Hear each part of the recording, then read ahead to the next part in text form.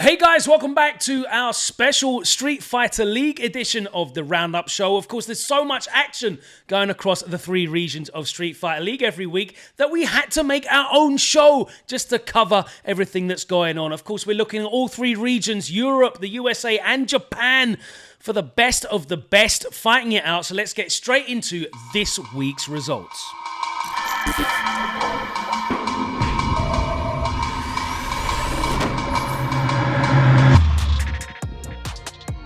And hello, we've been expecting you. Week 4 on SFL Pro Europe saw the top 4 teams clash in the two fixtures. 00 Nation went up against Team BMS first, and as BMS were in the away side, they had to put forward their familiar looking lineup, which saw Kills You with Karin, TKR with Chun-Li, and Mr. Crimson in the anchor slot with Dalsim. Veggie stepped up first for the Scandic 00 Nation, and with his birdie, he looked like he was giving Kills You some trouble at the start, but in the end it became a bit too predictable with normals, and Kills You punished him for a 2-0 win. Swedishman at Rickerman's Barnett stepped up against TKR, and in a close-fought battle managed to close it out with this great conversion off the Orb trade into a CA for the 2-1 victory to leave it all square as we moved in to the third and final deciding game. Having been eliminated by Mr. Crimson at Evo, Phenom was unsure on his character pick for this match. It's between Luke and Akali. I mean, I have no matchup experience with Luke.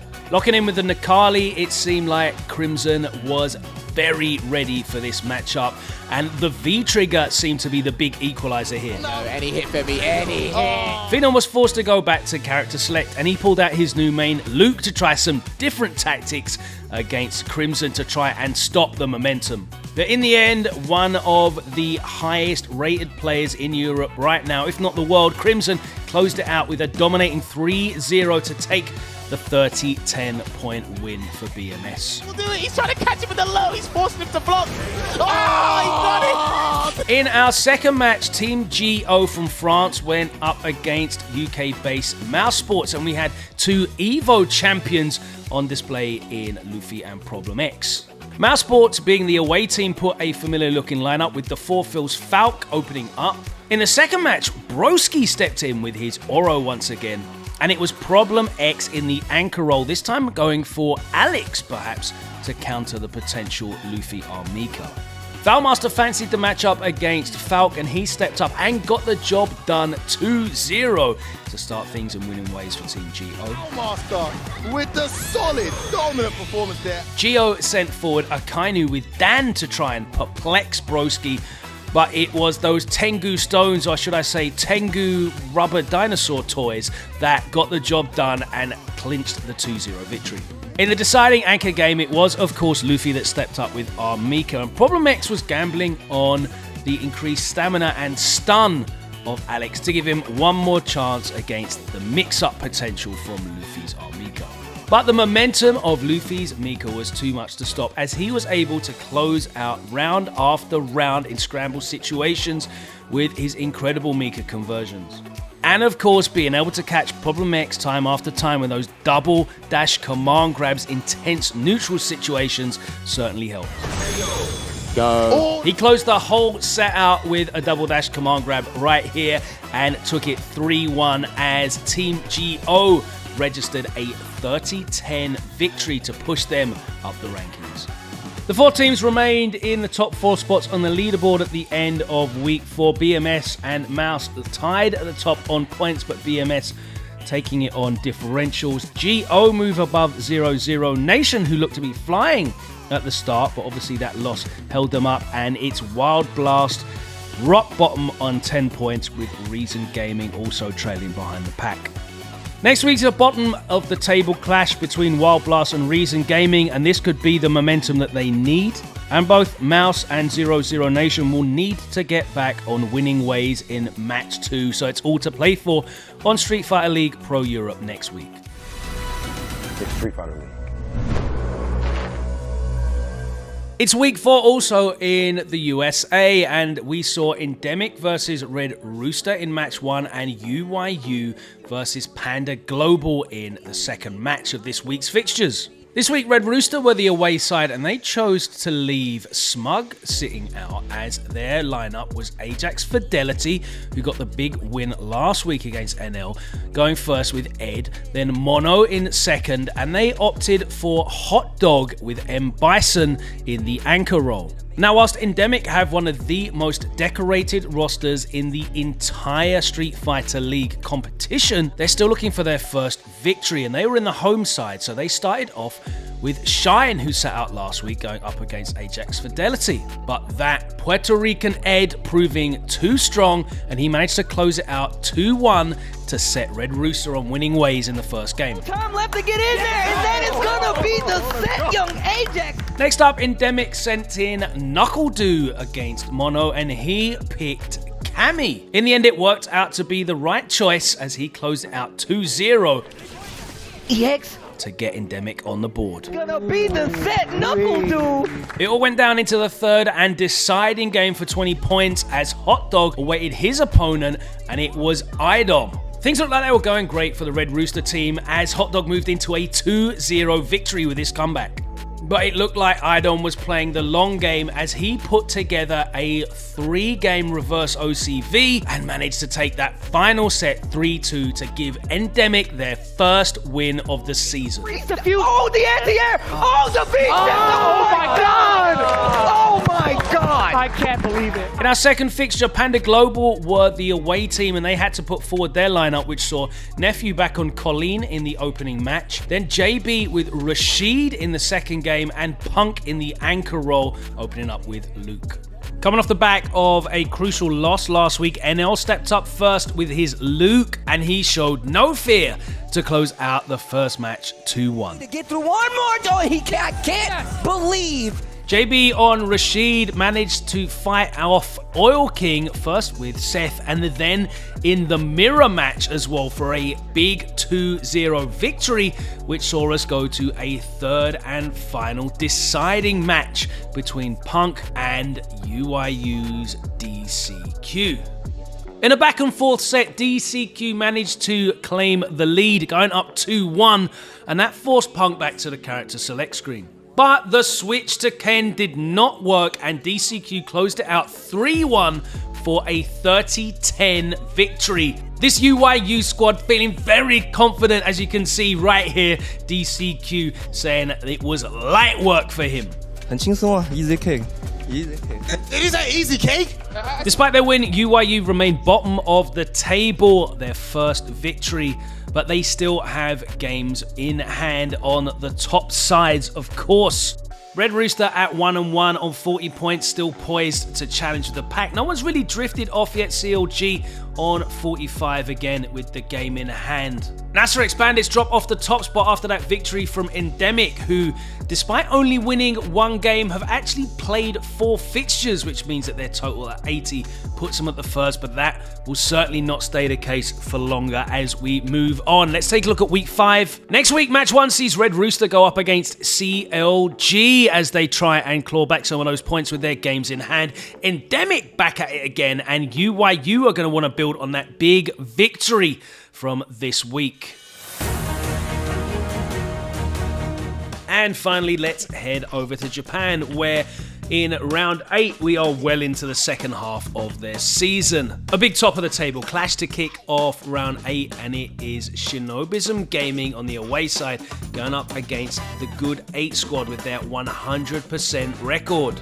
Shinobism put forward a starting lineup of Johnny with G in the opening match. It was Fujimura's Luke in second spot and Captain Momochi in the anchor role with CODY. This time Yamaguchi sitting out. And in a huge opening upset, it was Johnny who closed out a 2-0 victory against Gachikun's Rashid. Pugera the Boxer stepped up for the home team in the second match, and he was able to reverse the fortunes with a sound 2-0 victory against Fujimura's Luke to level the score and push us into a deciding third match. Captain Momochi's CODY was awaiting, and once again, the Good 8 squad sent forward their final boss, Dogura, with his M Bison to go head-to-head in this deciding bout. In a tense first battle, it was Dogro who got first blood, pulling into the lead, but that was the only sniff he had of the lead all set. Momochi starting to make all the reads, and he closed out 2 rounds back-to-back to level it up 1 game apiece. And the pressure from CODY proved too much as he pulled into a 2-1 lead. The momentum was too much to stop, and he closed it out with the final hit. By the way, you could get For a big win for Shinobism Gaming, 30 points to 10, and finally toppling the good 8 squad. In our second game, it was Nagoya Ojabody starting the away side against Saishinkan Seoul. The away team once again opened up with Akira on Kami, then it was Daigo with Guile, and Fudo's Poison was in the anchor role. Nemo stepped up for Saishinkan Seoul, and his Gil surprised Akira, proving to be too strong across the 2 games and closing it out for a 10-point lead for the home side. see heaven and hell combined. Look at this. And then the showdown that we had been waiting for, as Higuchi stepped up for the Guile Mirror against Daigo. But Daigo seemed to know exactly what Higuchi wanted to do, and he exploited his predictable patterns Careful with the booms. to close out a 2-0 victory and level it up again 10 points apiece as we go into the final anchor match. After having 2 disappointing results against 2 different Lucias, Fudo definitely wanted to turn his fortunes around, but Shuto's record was even worse, and he is a surprise pick here in the anchor role as all pressure fell on him and his Urien. Fudo taking advantage of his range to close out the first game, but Shuto, taking advantage of some mistakes from Fudo, was able to level it up. Go for Doom. Shuto was able to assert some dominance here in the corner with his throws, and then converting this opportunity kept it head-to-head as we went into a final deciding 5th battle. And again, that corner pressure was able to open up Fudo as Shuto closed out a tense 3-2 victory for Saishinkan Seoul.